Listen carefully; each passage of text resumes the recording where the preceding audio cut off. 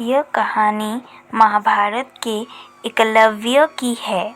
यह महाभारत काल की बात है जब भारत के एक जंगल में एकलव्य नाम का एक बालक अपने माता पिता के साथ रहता था। वह अनुशासित बालक था और उसके माता पिता ने उसकी परवरिश अच्छे संस्कारों के साथ की थी। एकलव्य की धनुष विद्या में बहुत रुचि थी, लेकिन जंगल में इसके लिए साधन उपलब्ध नहीं थे। इसीलिए वह गुरु द्रोणाचार्य से धनुष विद्या सीखना चाहता था।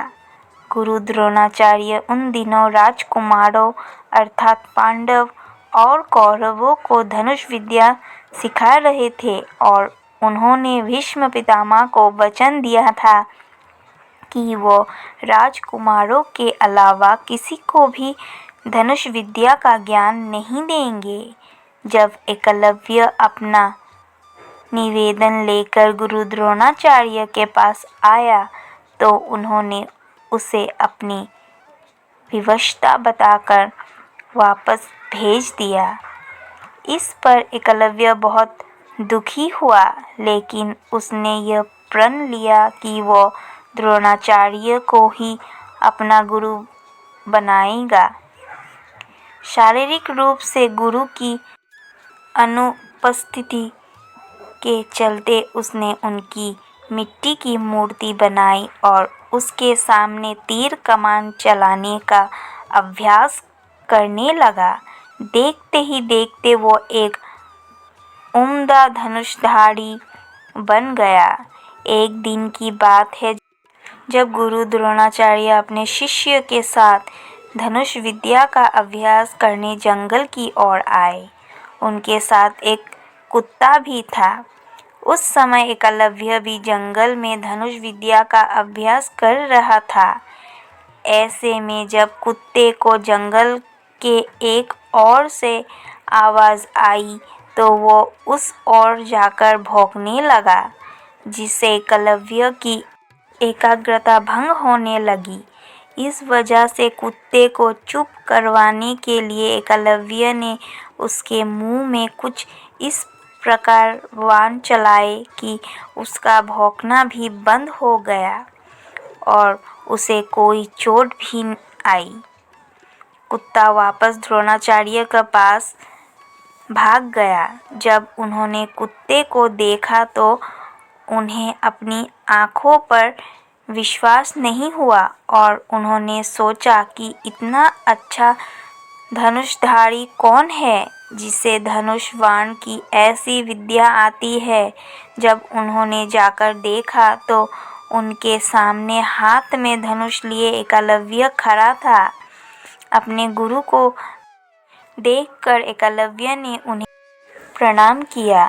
द्रोणाचार्य ने उससे पूछा कि उसने यह विद्या किससे सीखी तो एकलव्य ने बताया कि वो किस प्रकार उनकी मूर्ति के सामने प्रतिदिन अभ्यास करता है। यह सुनकर द्रोणाचार्य आश्चर्यचकित हुए। दरअसल गुरु द्रोणाचार्य ने अर्जुन को वचन दिया था कि उसे बेहतर धनुषधारी कोई नहीं होगा, लेकिन एकलव्य की विद्या उनके इस वचन में बाधा बन रही थी। ऐसे में उन्हें एक युक्ति सूझी। उन्होंने एकलव्य से कहा, वत्स, तुमने मुझसे शिक्षा तो ले ली, लेकिन मुझे गुरु दक्षिणा तो अभी तक नहीं दी है। आदेश करें गुरुवर, आपको दक्षिणा में क्या चाहिए? एकलव्य ने कहा। एकलव्य की बात का जवाब देते हुए द्रोणाचार्य ने कहा कि गुरु दक्षिणा में मुझे तुम्हारा दाहिने हाथ का अंगूठा चाहिए। यह सुनकर एकलव्य ने तुरंत अपनी कृपाण निकाली और अपना अंगूठा काट कर गुरु द्रोणाचार्य के चरणों में रख दिया। इस घटना की वजह से एकलव्य का नाम एक आदर्श शिष्य के रूप में आज भी याद किया जाता है। कहानी से सीख बच्चों, वीर एकलव्य की कहानी से हमें यह शिक्षा मिलती है कि अगर हम अपने लक्ष्य के प्रति पूरी तरह समर्पित हैं तो उसे हासिल करने के बीच में आने वाली कोई भी बाधा अहमियत नहीं रखती।